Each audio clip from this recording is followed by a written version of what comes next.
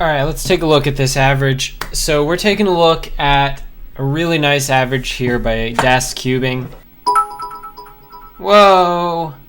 Langston, thanks for the 100 bits. All right, let's take a look here. So we see a few pauses here, a bit of hesitation. Not great look ahead, but pretty solid. What are we coming in with? What was that time? All right, that was an 872. I understand why you did the immediate reset. So anyways, let's take a look at the solution first of all, and then we'll take a look at the execution. We'll take a look at it at 0.3 speed.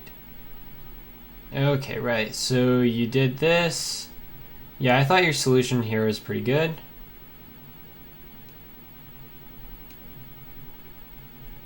Yeah, that was a good solution. Now, if we take a look at the execution, I remember I wanted to comment on something about this execution.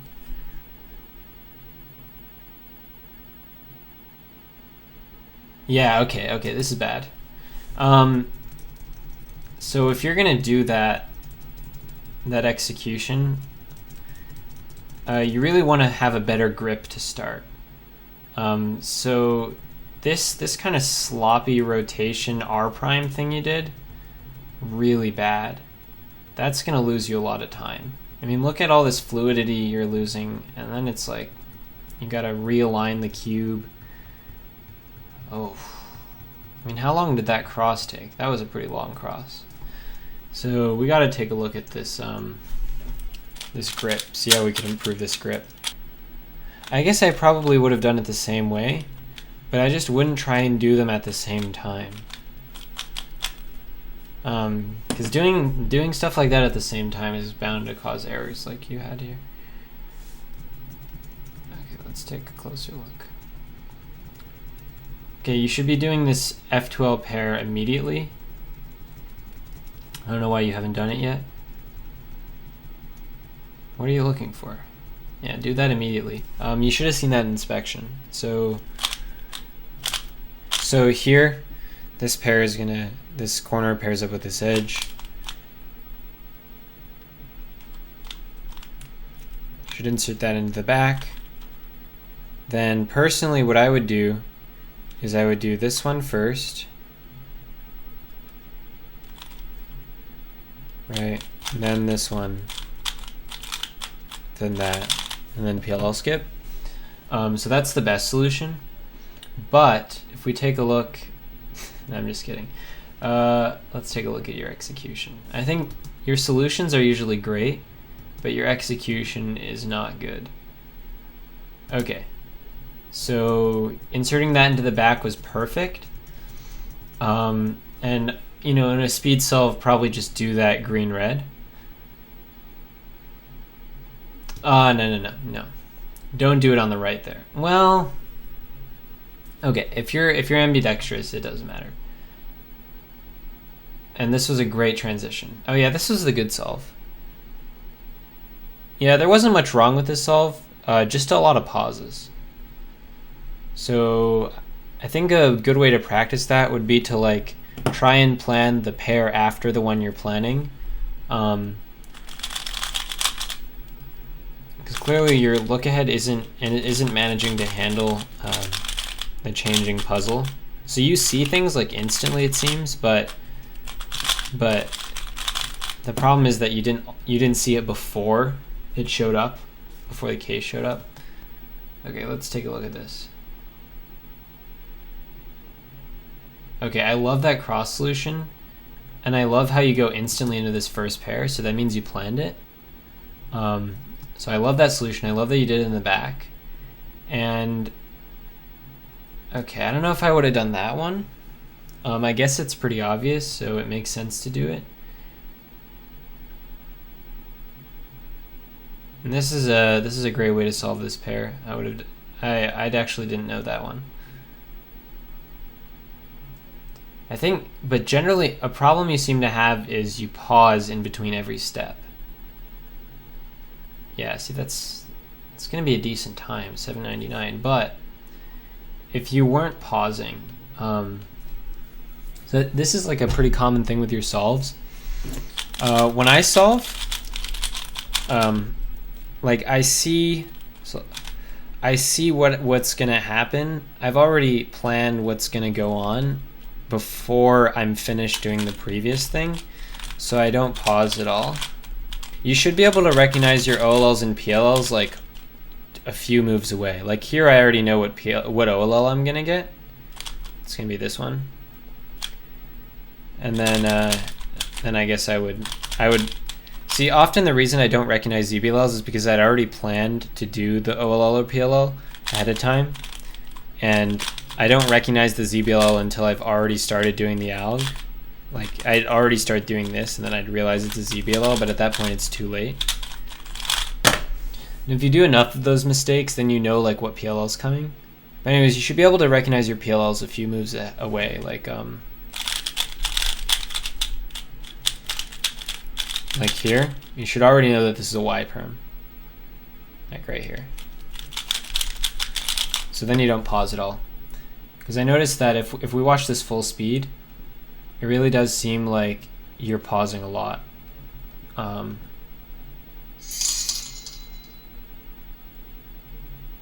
If we take a look at this,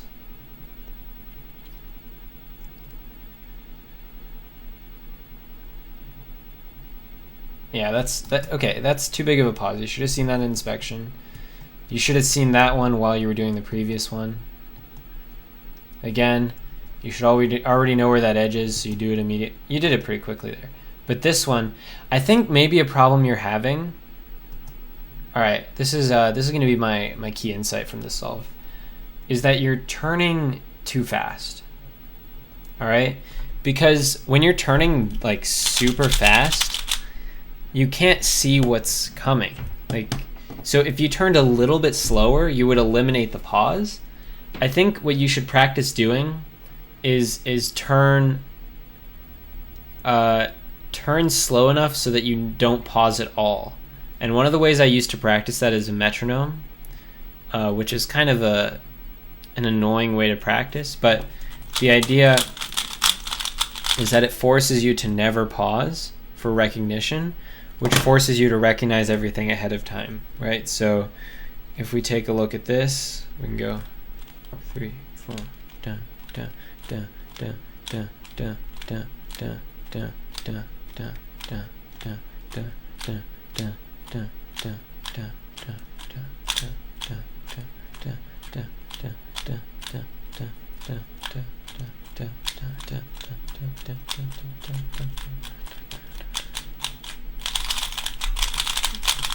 So I think that's a big problem, and that probably hurts you a lot in competition solving as well, I would guess.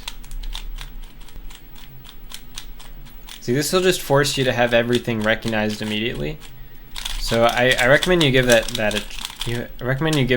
a chance with that practice technique.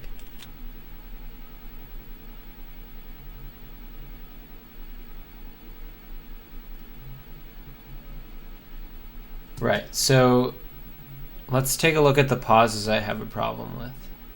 I have a better way to solve that cross, actually.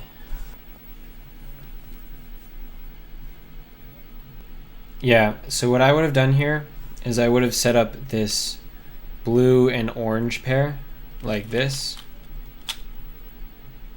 because then it gives you time to look ahead a lot more, and it doesn't disturb that. There's that pair in the back.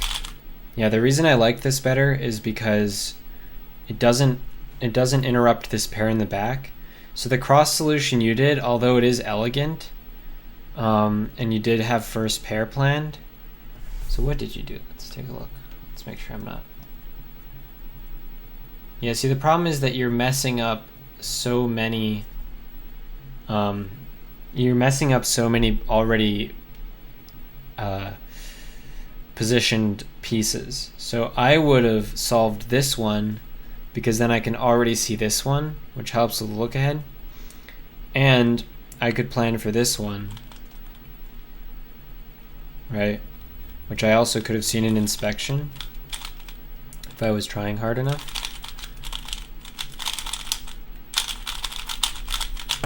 So yeah, I don't know about your cross solution there. I think it probably could have been better, because see, your first pair solution is way too long, when you're planning your cross, you really want to look for, you don't want to look for cross and then first F12 pair.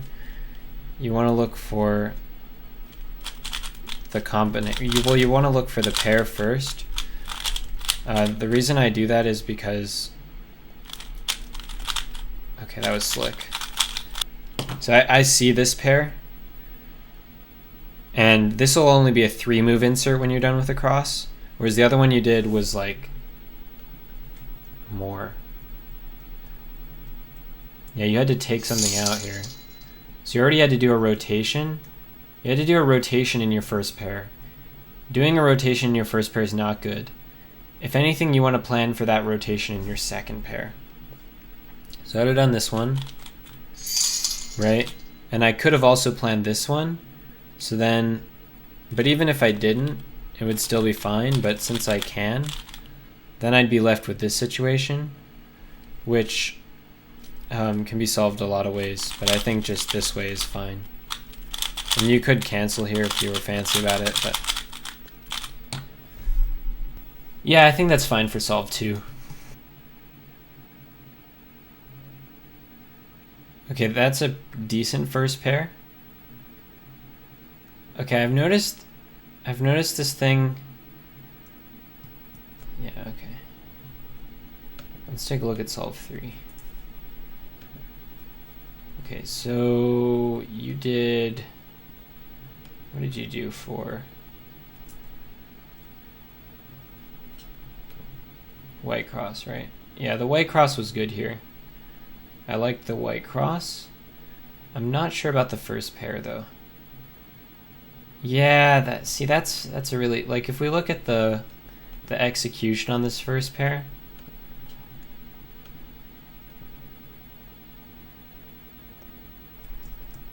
let's take a look at the execution here. It's really sloppy because of how many, yeah. I don't know, it rubs me the wrong way. Because when you're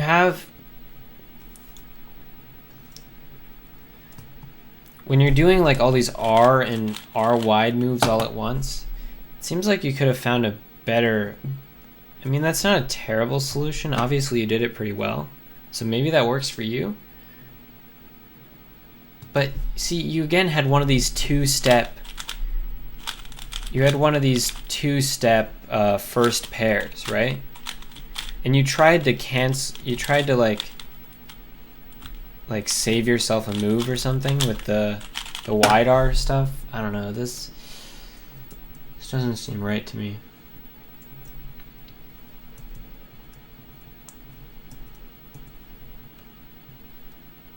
So yeah, because you can plan that, I guess, but that seems like the wrong one to plan. Like, that's going to be so far away. You need shorter first pair solutions, things that are a bit closer. So if we take a look here, and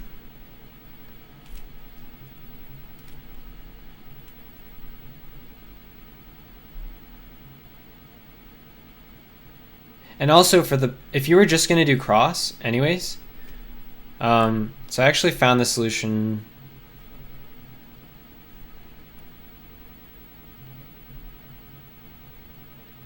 So I think a better way to do this is, you see you have this edge here. This edge is going to go here. And so what you did is you first inserted this edge and then inserted this edge, right? I think that's too many steps in your cross solution. So since we have this edge and it's properly aligned with this edge, if you get what I mean, like when you put it in, it's going to be solved when this one is solved. So the solution I would do here is, instead of inserting this one by itself, since I have this corner here, I would try and work with that corner, right? So I would try and build like a keyhole type X cross here. And since the green is going to end up here in the the green's going to end up here and the orange is going to end up here. I'm going to try and insert this corner over here. And so the way I'm going to do that is by bringing this like this. So what you have is, see, the reason this is good is because, first of all, you're going to set up the cross faster, because the way you did it, if we take a look back here, the way you did it is 2 steps, if you feel me on that. So you're inserting this one, and then you're doing another R prime, right? It would be much better, since you're already doing an R2 prime here, to incorporate a U in there.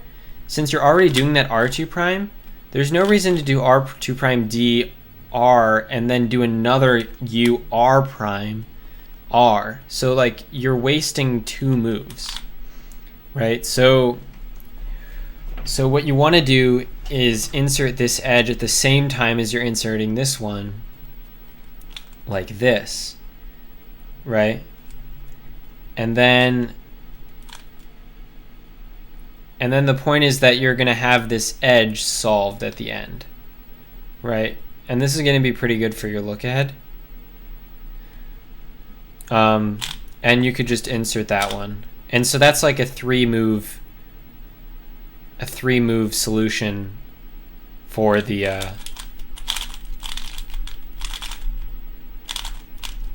yeah, this is probably unnecessary winner variation, but it's a 3-move solution for the first F2L pair, which again, I've noticed that your first F2L pair solutions are way too long.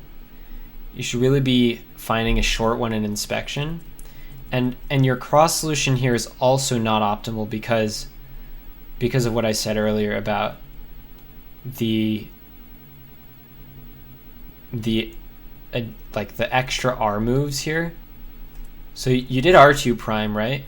Where you could just insert a U and then you'd be ready for the fluidity of that execution is much better, right? So, or I messed it up, right? And then there are probably better ways to solve that, but the point stands. Point stands. So if we take a look, and I want to review that execution.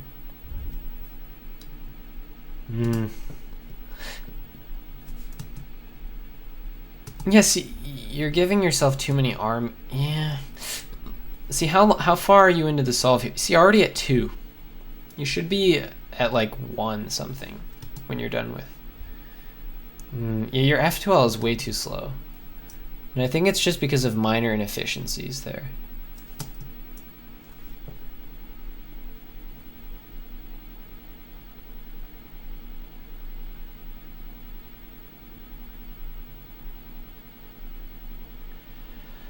And again, you need to recognize your PLLs and OLLs before you get to them, because you shouldn't be pausing at all. Okay. I don't know if any of these solutions were bad. Let's take a look. Again, I wasn't a big fan of this one just because of how much you're moving it around for the look at.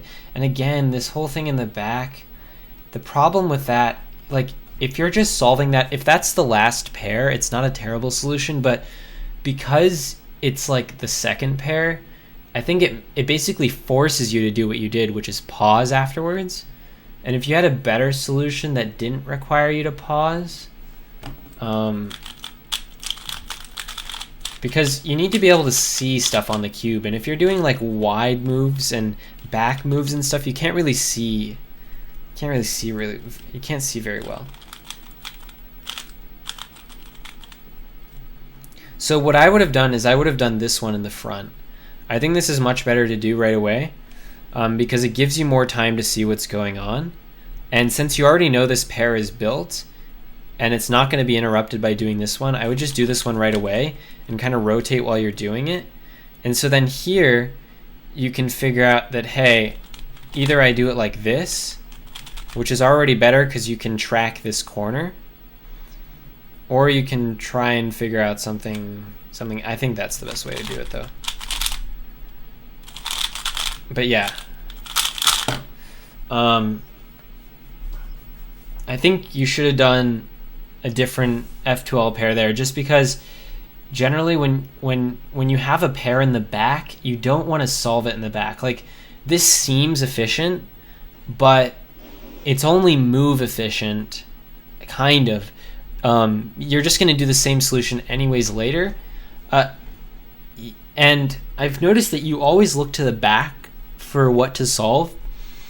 And you really shouldn't be looking to the back, ideally. You should always be looking to the front, which is why I recommend solving things into the back. Because if you think about it, looking into the back requires you to do a whole, like, rotation and, like, move your eyes quite a bit to see what's back there.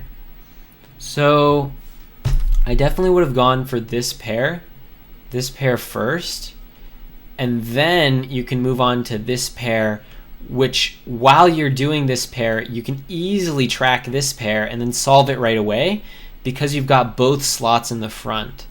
But if you do it in the back, you're kind of like limited now, like you have to do an extra rotation.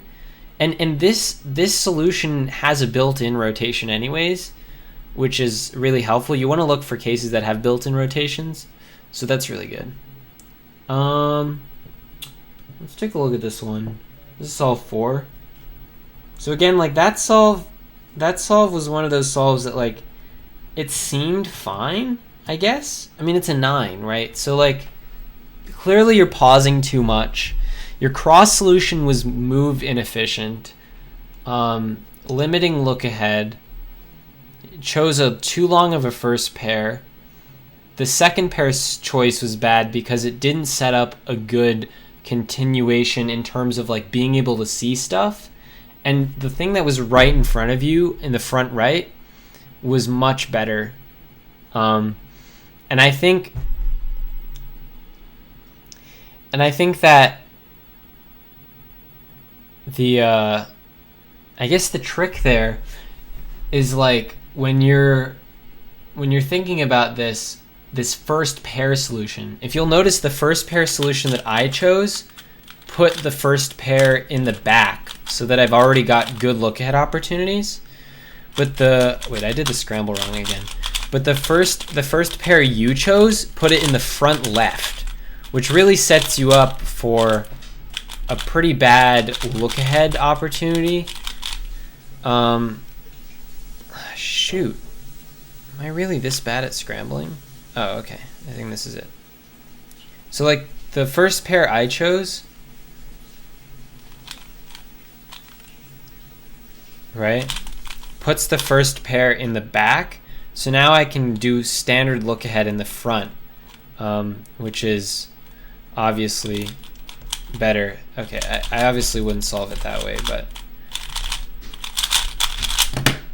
yeah, this first pair choice really compounded. So I think slight inaccuracies in the cross and first pair compound into bigger problems later. Yeah.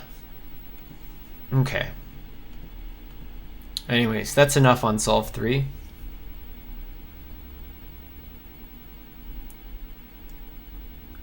So, okay, solve 4 here.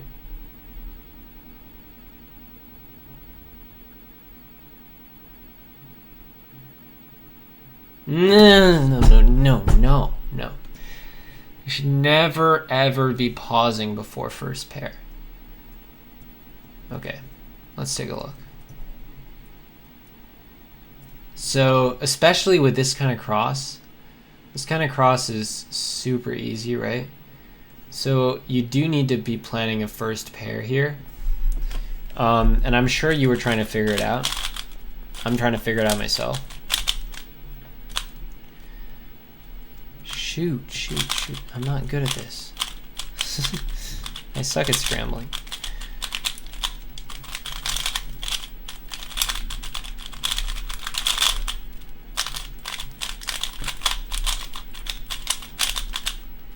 Okay, so I mean, I would have done yellow cross here, personally. Just because of this situation. But, let's take a look at this.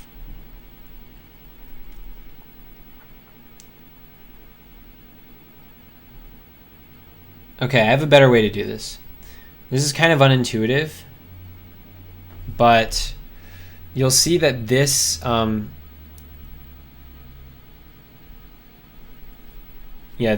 this corner is going to end up here, just like that, when you're done with inserting these cross pieces.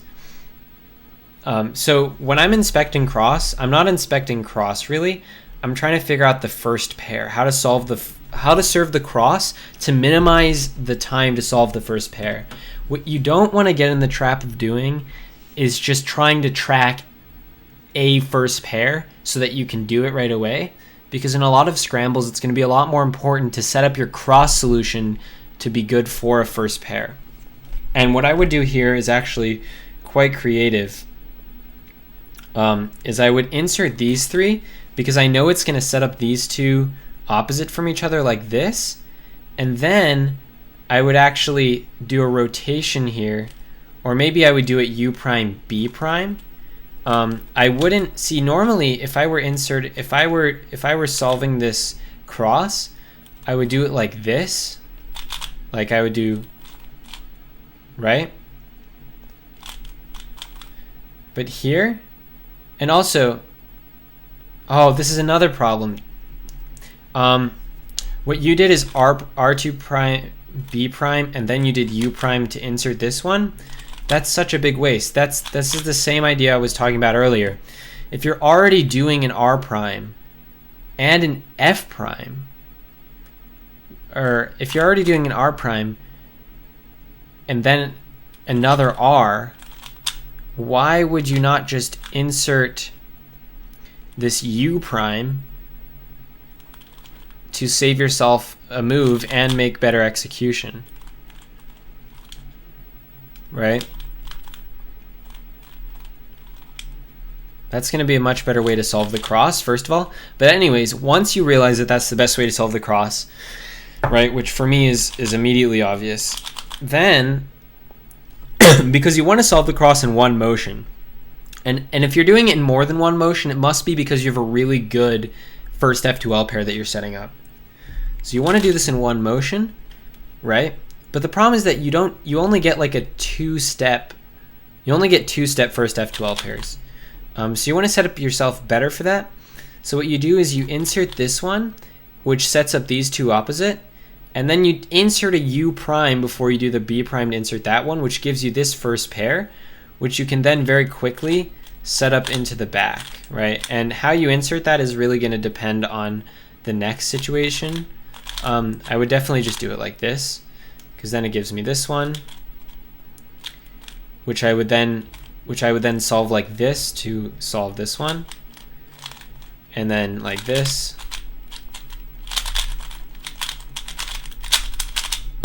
Anyways, yeah, that's another thing. One motion cross solutions. That's essential. You gotta have one motion cross solutions. And then again, your first pair is too long.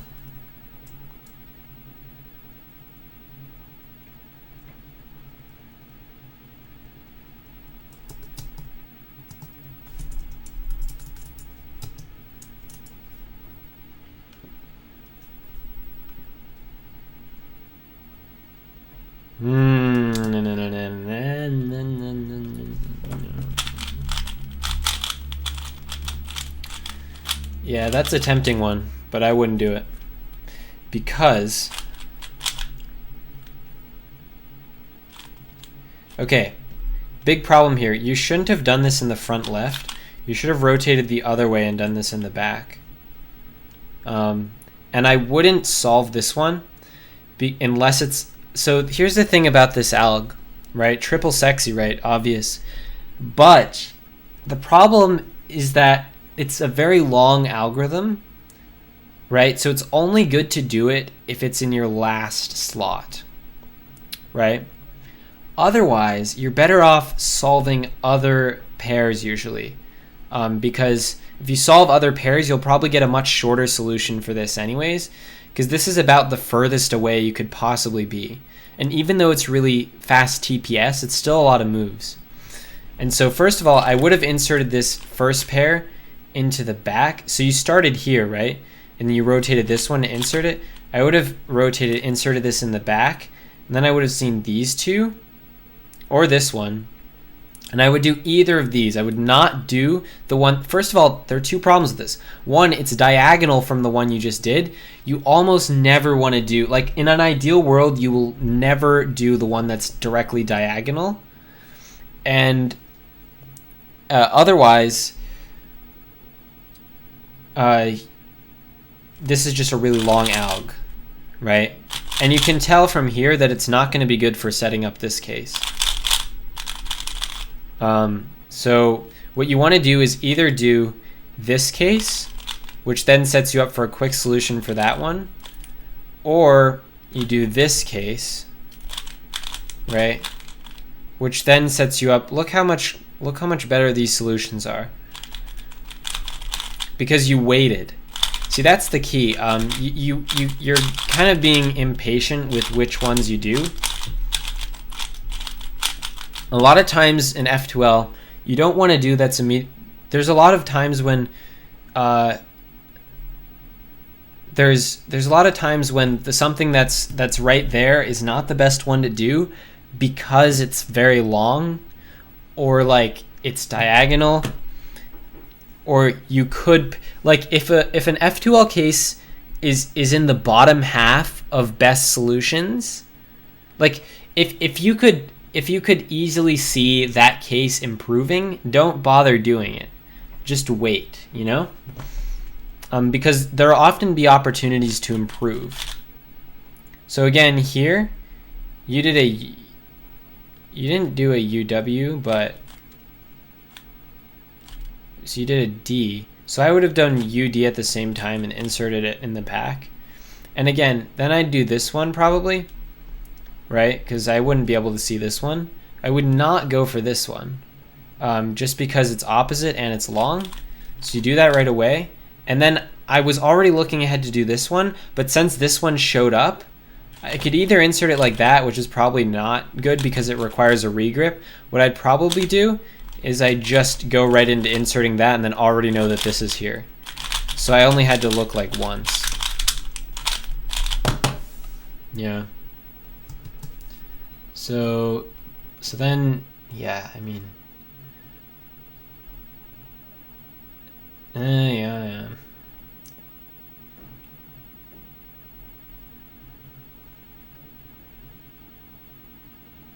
I liked this solution you did. It was very clever. But again, oh, and also, so maybe you would have done that exact solution. You would have done that exact solution if you did that case first, but that's not the way to do it. And the reason, so the way you did it there is great for a last slot, right? It's great in the case that you did it, but let's see, what did you do here? But if you were doing it here, you wouldn't want to do it because it prevents you from setting up to do these ones. And the reason you want to do it this way is because it has a built-in rotation that'll get you right up prepared to easily look ahead into those two. That's the kind of look ahead that you can do instantly. And doing it the other way, you're just not going to be able to see anything. So for those of you in the chat, this way he solved this last F2L pair is really nice, but only for a last slot. Only if it's the last slot. Because I think it also makes it harder to look ahead to OLL, which is always a problem. If you can always end with RU type solutions, you're going to have an easier, or LU, you're going to have an easier time looking ahead to OLL. So yeah. You see this? Yeah. That was really nice because you forced edges and stuff. And I really liked, I mean, I know this is a minor detail for most of you in the chat, but before he does this case, inserts a U. Yeah. For edge control. So that's really good. You wouldn't want to start doing a thing where you're going to mess up this edge. You just want to preserve that edge. Get it over there. That's really excellent. Okay, okie dokie. Let's get into ao5.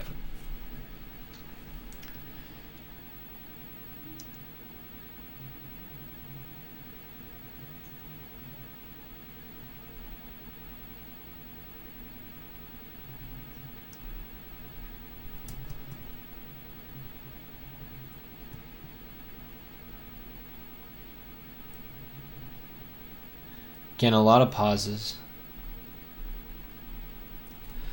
A lot of pauses.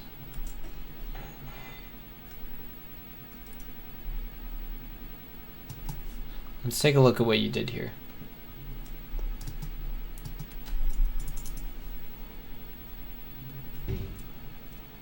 Okay, so.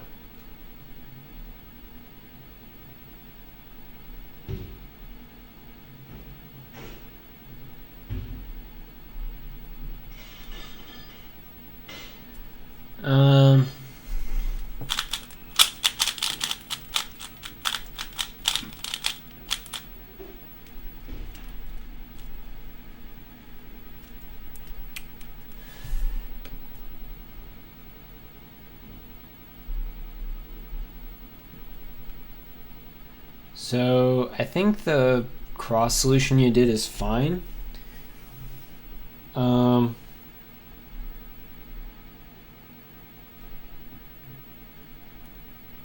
Except I would have done it this way. So the first two moves you did are good, or the first set of moves. But then I think you need to think about your first pair a little bit earlier, because you just insert this and you don't give yourself any good first pairs. They're all like 2 or 3 step solutions.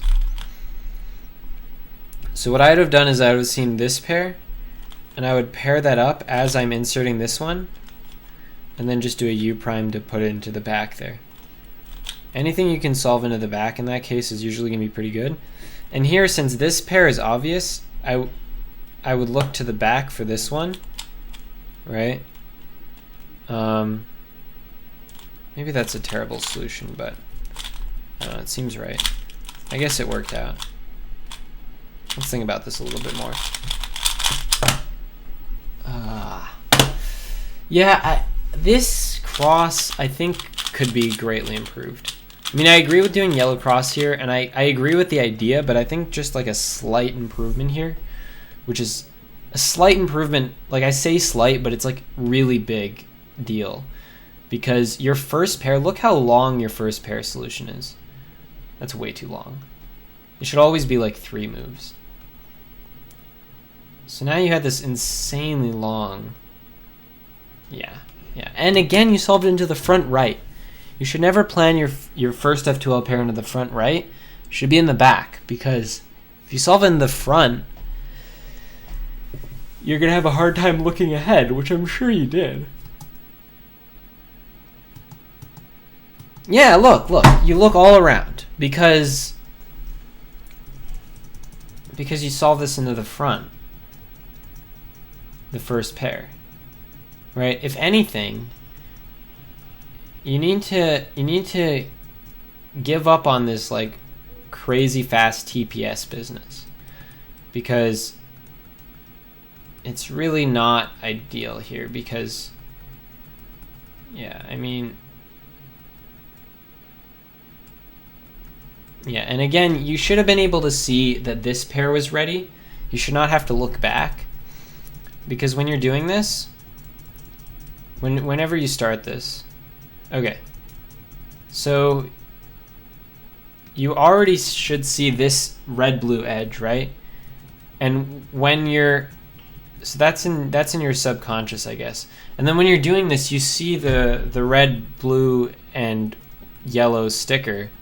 So you can get ready for that pair, which you can immediately insert into the back. right? And you would also see that one.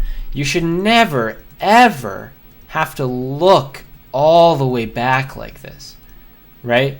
Because seeing it just from this angle, you should be able to infer what all these pieces are. Because you've been doing all sorts of big moves this whole time. Like you saw it here, you saw this one here, you saw this one here. So you should be able to infer, just from looking at it this way, what this is. You should never look back. This is a completely unnecessary motion. Back? Because what? Like, it's a green, right? So even if you were just looking, you should never do more than swivel the cube like this, right? From this is kind of how it looks from my angle. You should never have to look at the back. Swivel the cube, because you already inserted the green orange. So if there's a green here, this is definitely the green red, and you know this is the green red, so you don't need to look back. There's no reason to look to see if this is a red or not, because you already know by inference, right? So I guess that's fine. And then, yeah, this is good because it sets up a good solution. So I think the last pairs are good. It's just that, like, the look ahead component there, ugh, slow. It's too many pauses because you're not inferring pieces. You're choosing the wrong first pair. So yeah, Dan, I think, and then again here, finally, that was a good PLL transition. So you need to work on your transitions. So like, first of all, your cross needs to be you need to change your cross solutions to optimize for a good first pair. You need to have much shorter first pairs, which is what I mean by optimizing your cross. It needs to be a very short first pair. Ideally, you want to solve your first pair into the back so that you can look ahead while you're solving your cross to see whatever is going to be your second pair. You want to leave those kinds of like automatic, these boys, the triple sexies, leave those be, especially when they're diagonal. Those kinds of things, no good. And you need to work on predicting OLLs and PLLs before they happen. So like so you can improve your transitions there, essentially improve look ahead. And yeah, I think that's about it. Dan, do you have any questions? Any questions at all? Yes, exactly. Don't track. See, Dan, that's a great point. You trap yourself into tracking a pair instead of building one. And that's the big difference. When I do my inspection, I'm not tracking a pair, I'm building a pair, right? And I'm tracking like second pair peripherally, right? But first pair you should be able to build, even on just white yellow. Okay, well, thanks for watching, everyone. I hope you enjoyed the analysis of DasCubing's 858 average here. I hope you could learn something from it. And yeah, I'm gonna end the stream here just to save the VOD. I'll probably get back on with some Tetris or something. So see you later. Whoa! DasCubing gifting a sub to Remy. Thank you so much, DasCubing, for the gifted sub. Oh! Thank you so much for gifting a sub to Remy. Remy's going to appreciate that because it gets him a better cue in the solve analysis. Because, Remy, you are going to submit your solve analysis, right? Anyways. Yeah. Okay. Bye, everyone. I'll be back probably in a moment.